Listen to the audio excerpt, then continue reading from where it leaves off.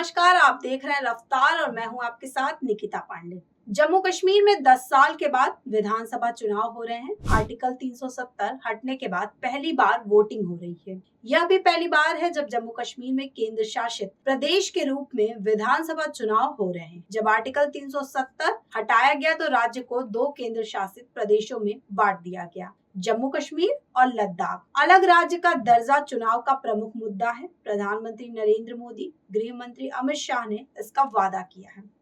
इसके साथ ही national conference और कांग्रेस ने भी इसका वादा किया है, जो गठबंधन में चुनाव लड़ रहे हैं। चुनाव में महबूबा मुफ्ती की पीडीपी पार्टी, अब्दुल गनी की loan people conference, Ghulam Nabi Azad की डेमोक्रेटिक प्रोग्रेसिव आजाद पार्टी, अल्ताफ बुखारी की अपनी पार्टी, इसके अलावा प्रतिबंधित जमात-ए-इस्लामी चुनाव में एंट्री कर रहे हैं या कुछ उम्मीदवारों का समर्थन कर रहे हैं। पुलवामा की 2 सीटों, शोपियां की 2 सीटों, कुलगाम की 3, अनंतगंज की 7, किश्तवाड़ की 3, डोडा की 3, रामबन और बनिहाल की 2-2 सीटों पर चुनाव हो रहे हैं। 8 विधानसभा क्षेत्र जम्मू में है, जबकि 16 कश्मीर घाटी में है। पुलवामा उन निर्वाचन क्षेत्रों में से एक है जहां मुकाबले पर उत्सुकता से नजर रखी जा रही है।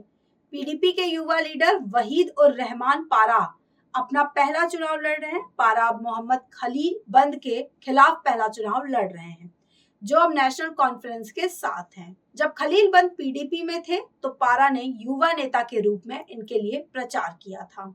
यह सीट पीडीपी का गढ़ मानी जाती है, लेकिन पार्टी को इस बार कठिन लड़ाई का सामना करना पड़ रहा है, क्योंकि जमात द्वारा समर्थित तलत माजिद वहां से चुनाव लड़ रहे हैं। जमात इंजीनियर रशीद की अवम इत्तेहाद पार्टी के साथ गठबंधन में है, जिसने लोकसभा चुनाव में नेशनल कॉन्फ्रेंस के उपाध्यक्ष और पूर्व मुख्यमंत्री उमर अब्दुल्ला पर अपनी जीत से शानदार उलटफेर की पटकथा लिखी है। दक्षिण कश्मीर में श्री गुफवारा बिजबेहरा निर्वाचन क्षेत्र में पीडीपी प्रमुख महबूबा मुफ्ती की बेटी इल्तिजा मुफ्ती अपना पहला विधानसभा चुनाव लड़ेंगी, क्योंकि पूर्व मुख्यमंत्री ने चुनावी मैदान में उतरने से इनकार कर दिया था।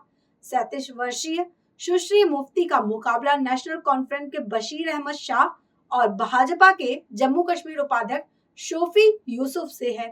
कुलगाम में सीपीएम के मोहम्मद यूसुफ तारिगामी 1996 से जीती हुई अपनी सीट का बचाव करना चाह रहे हैं, लेकिन उन्हें जमात द्वारा समर्थित उम्मीदवार के रूप में एक बहुत ही अलग चुनौती का सामना करना पड़ रहा है।